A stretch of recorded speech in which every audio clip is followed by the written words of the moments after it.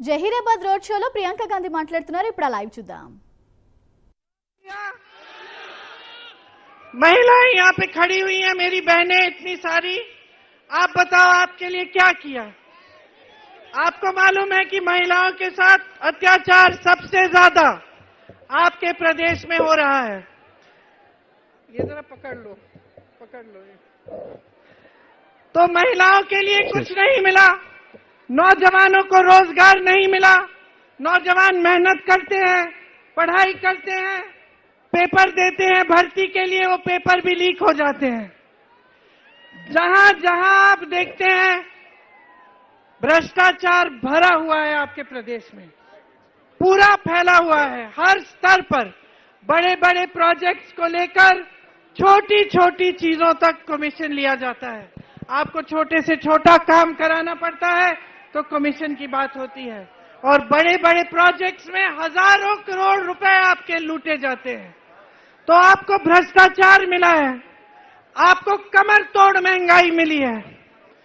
इतनी महंगाई है कि आपके जीवन में संघर्ष और संकट बढ़ते चले गए हैं. मेरी बहनें यहाँ हैं, मेरी बहनें सारा घर आप संभालती हो, परिवार को आप संभालती हो, आप बच्चों की परवरिश को देखती हो, नौकरी होती है तो नौकरी भी करती हो. जो खेती में काम करने वाले हैं वो महिलाएं खेती में भी काम करती हैं. घर आके फिर भी आपको सब कुछ संभालना पड़ता है, और जब तक घर में परिवार के एक एक सदस्य सो नहीं जाते खा पी के, तब तक आप सो नहीं सकती, आप आराम नहीं कर सकती. सच बात है कि नहीं? तो महंगाई का सामना कौन करता है? बोझ सबसे ज्यादा जो महंगाई का है किस पे होता है? महिलाओं पे होता है, बहनों पे होता है. गैस के सिलेंडर के दाम जब बढ़ जाते हैं तो किसको दिक्कत आती है? आपको दिक्कत आती है. आप घर में सबको खिला देंगी लेकिन खुद भूखी रहेंगी अगर कोई ऐसी समस्या है. सच बात है कि नहीं? सच है ना? तो आप समाज का पूरा बोझ उठाती हो. सारी महिलाओं की यही कहानी है, चाहे बड़े घर की हो चाहे गरीब घर की हो, यही होता है. समाज का बोझ महिलाएं उठाती हैं और समाज महिलाओं को मदद नहीं करता. तो इसलिए एक उम्मीद होती है सरकारों से कि कम से कम सरकार मदद कर लेगी, महंगाई से थोड़ी सी राहत मिल जाएगी, गैस सिलेंडर के दाम थोड़े कम हो जाएंगे, कोई ऐसी स्कीम आएगी जिससे महिलाओं को भी आगे बढ़ाया जाए और आप भी अपने पैरों पे खड़े हो पाए, आप भी कुछ कमा पाए, आपको भी रोजगार मिले. लेकिन इस सरकार ने ये सब आपको कुछ नहीं दिया. यहां मेरे किसान भाई होंगे. किसान आज तेलंगाना में परेशान है, त्रस्त है. किसान को कहा गया था कि कर्ज माफ किए जाएंगे, अभी तक कर्ज माफ नहीं हुए. धरनी पोर्टल निकाला, उससे आपकी जमीनें जब्त हुई, आपको जमीनें नहीं मिली. तो जहां जहां आप देखें जो वादे आपसे किए गए थे वो एक के बाद एक वो वादे तोड़े गए. तेलंगाना के लिए आप सबने आंदोलन किया. तेलंगाना अगर बना तो यहाँ के नौजवानों के बलिदानों से बना, यहाँ के किसानों, यहाँ की बहनों के बलिदान से बना. तो आज अगर तेलंगाना देश और दुनिया में जाना जाता है तो इसलिए जाना जाता है कि यहाँ की जनता ने अपना खून पसीना बहाकर इस प्रदेश को बनाया है. तो ये जमीन आपकी है, इस जमीन में आपका खून, आपका पसीना मिला हुआ है. इस जमीन की हिफाजत, इस धरती की हिफाजत कौन करेगा? आपको इसकी हिफाजत करनी पड़ेगी. 10 सालों से जो सरकार आप देख रहे हो, जितनी भी आपकी उम्मीदें थी, जितने भी आपके सपने थे, एक एक करके चूर चूर किए गए हैं इस सरकार के द्वारा. इस सरकार ने आपको नकारा. क्या हुआ? केसीआर जी ने अपने परिवार के एक एक सदस्य को मंत्री बना दिया. बनाया कि नहीं? तो केसीआर जी के परिवार के सदस्यों को तो जॉब मिल गया, उनको महल मिल गए, बड़े बड़े घर बनाए. ये हद हो गई है कि पूरे देश में ये एक पहला प्रदेश होगा जिसकी सरकार एक फार्म हाउस से चल रही है. जानते हैं आप, आपकी सरकार भी जहां से चलनी चाहिए वहां से नहीं चल रही है। तो क्या हो गया है? बीआरएस के नेता आलस में पड़ गए हैं, आलसी हो गए हैं और भ्रष्ट हो गए हैं। तो अब आपको तय करना पड़ेगा, आपको एक भ्रष्ट और आलसी सरकार चाहिए या आपको एक ऐसी सरकार चाहिए जो दिन रात आपके लिए काम करके दिखाए? कांग्रेस चाहिए? Bye bye KCR, bye bye KCR, bye bye KCR. तो केसीआर को बदलना है, मारपू चाहिए? हाँ? तो देखिए, कांग्रेस के बारे में एक बात आपको समझनी जरूरी है। कांग्रेस महात्मा गांधी, इंदिरा गांधी, जवाहरलाल नेहरू, लाल बहादुर शास्त्री जी की पार्टी है। कांग्रेस सोनी अम्मा की पार्टी है। कांग्रेस के कण कण में, कांग्रेस के कण कण में सेवा लिखा है। कांग्रेस का एक एक नेता, एक एक कार्यकर्ता, एक एक पदाधिकारी जानता है कि इस देश में जनता से बड़ा कोई नहीं है। जब कांग्रेस के नेता में अहंकार आता है, पता है क्या करता है? कांग्रेस छोड़ता है, क्योंकि कांग्रेस में उसके लिए कोई जगह नहीं रहती। कांग्रेस में अहंकार की जगह नहीं है, कांग्रेस में आलस की जगह नहीं है। कांग्रेस वो पार्टी है जो आपके लिए 24 घंटे काम करके आपको दिखाएगी। छत्तीसगढ़ में कांग्रेस की सरकार है, छत्तीसगढ़ का किसान खुश है। छत्तीसगढ़ का किसान इतना खुश है कि जो लोग पलायन करके शहरों में रोजगार ढूंढने के लिए गए थे वो वापस आ रहे हैं। छत्तीसगढ़ में कांग्रेस की सरकार है, धान के सबसे ज्यादा पैसे छत्तीसगढ़ में मिलते हैं। राजस्थान में कांग्रेस की सरकार थी, कांग्रेस की सरकार ने 25 लाख रुपए तक मुफ्त में इलाज दिया। राजस्थान में मैं ऐसे लोगों से मिली हूं जिनकी हार्ट सर्जरी हुई है, जिनका कैंसर का पूरा इलाज हुआ है, लेकिन एक भी पैसा नहीं देना पड़ा। कर्नाटका में कांग्रेस की सरकार है, महिलाओं को हर महीने अपने खाते में पैसे मिल रहे हैं। कर्नाटका में कांग्रेस की सरकार है और महिलाएं पूरे प्रदेश में मुफ्त में बस की यात्रा करती हैं। बहनों, आज आपको मायके में जाना होता है या आपको कहीं पे जाना होता है, बच्चों से कहीं बच्चा रोजगार कहीं दूर कर रहा है, वहां पे मिलने जाना पड़ता है, तो बस की फीस देनी पड़ती है, बस के टिकट खरीदने पड़ते हैं। हम चाहते हैं कि जब हमारी सरकार आए तो हमारी बहनें पूरे प्रदेश में बगैर टिकट के फ्री पास से घूमें।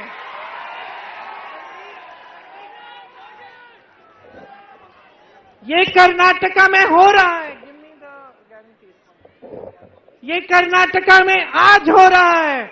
हमने चुनाव में ये कहा था कि हम गारंटी करेंगे कि हम महिलाओं को मुफ्त यात्रा और महिलाओं के खातों में पैसे डालेंगे। हमारी सरकार आई, पहली मंत्रिमंडल की मीटिंग में, पहली मीटिंग में ये तय किया गया और पैसे डालने शुरू हुए। आज महिलाएं खुश हैं। तो हम आपको ऐसी सरकार देना चाहते हैं जो आपके लिए ये सारे काम करें। जब मैं छत्तीसगढ़ जाती हूं, मैं राजस्थान जाती हूं, मैं कर्नाटका जाती हूं, तो मुझे गर्व होता है अपनी सरकार पे। मुझे मंच पर खड़े होकर गर्व होता है कि मैं जो कह रही हूं मैं सच कह रही हूं, मैं कोई झूठी चीज नहीं बता रही जनता से।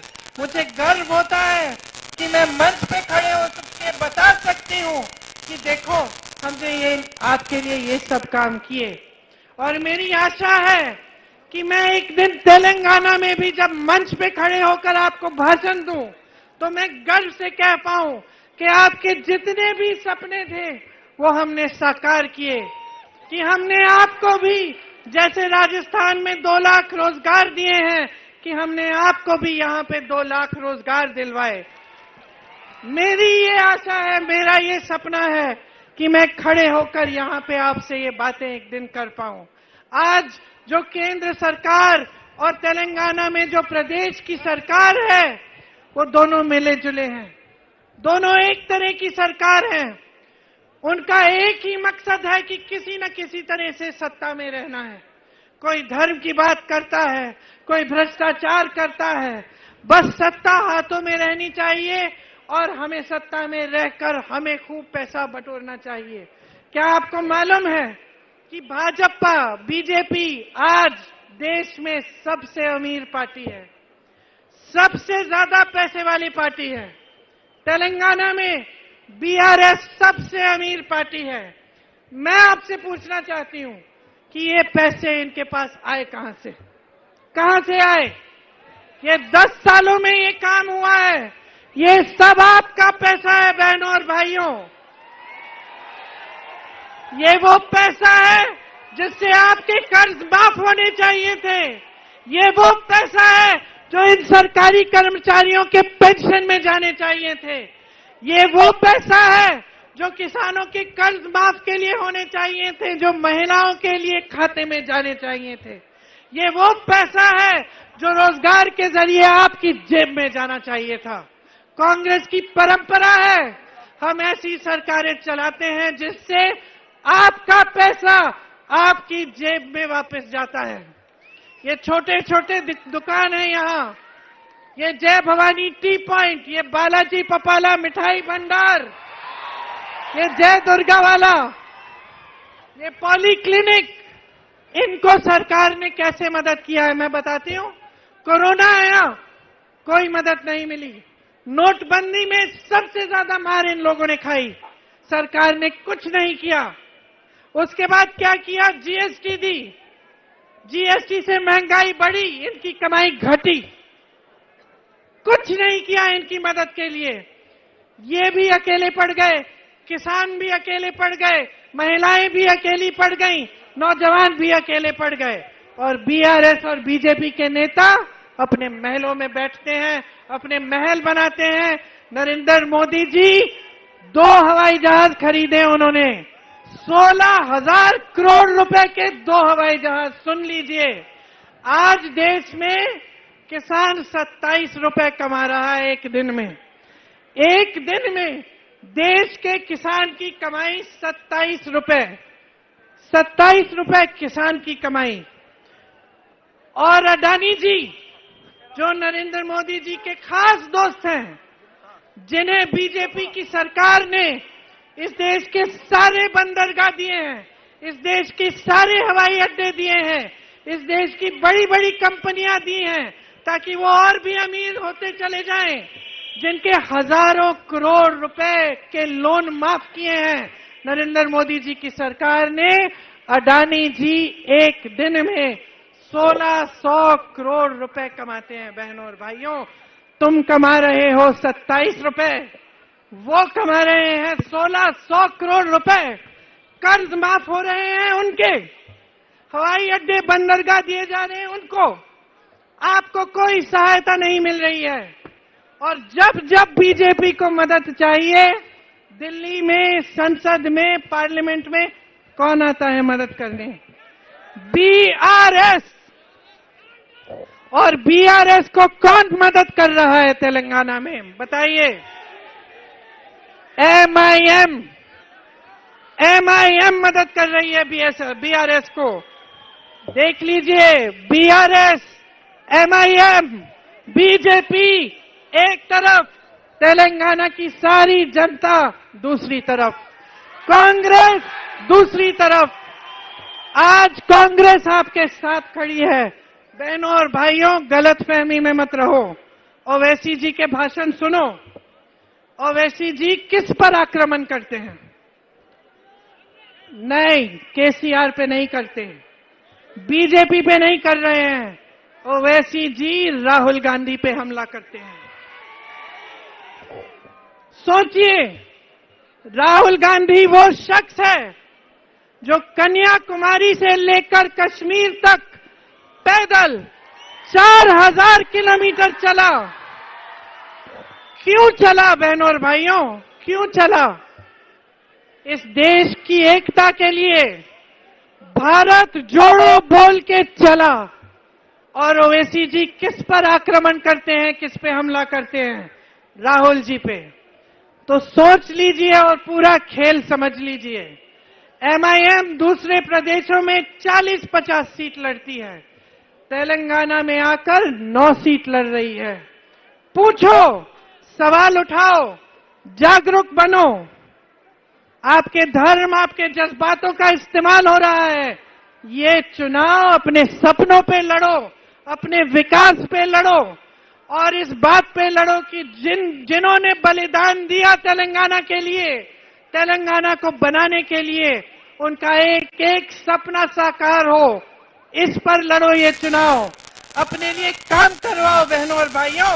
ये सारे नेता जो इस ट्रक पे खड़े हैं ना, ये आपके लिए खड़े हैं, आपने खड़ा कराया है। जो मंच पे आकर आपको बड़े बड़े भाषण देते हैं, हम सबको आपने बनाया है। आप ये वोट नहीं देते ना, तो कोई यहां पे नहीं खड़ा होता। आपने अगर सत्ता नहीं दी होती तो केसीआर जी का ना महल होता, ना फार्म हाउस होता। आपने अगर सत्ता नहीं दी होती तो बीजेपी की ये लूट नहीं मचती। और ये 10 सालों की सरकार जिसने गरीबों को नकारा है, जो अहंकार से भरी हुई है, आलस से भरी हुई है, ये सरकार नहीं होती। समझ लीजिए सारा खेल आज आपके साथ कांग्रेस और कांग्रेस के नेता, कांग्रेस का एक एक कार्यकर्ता खड़ा है।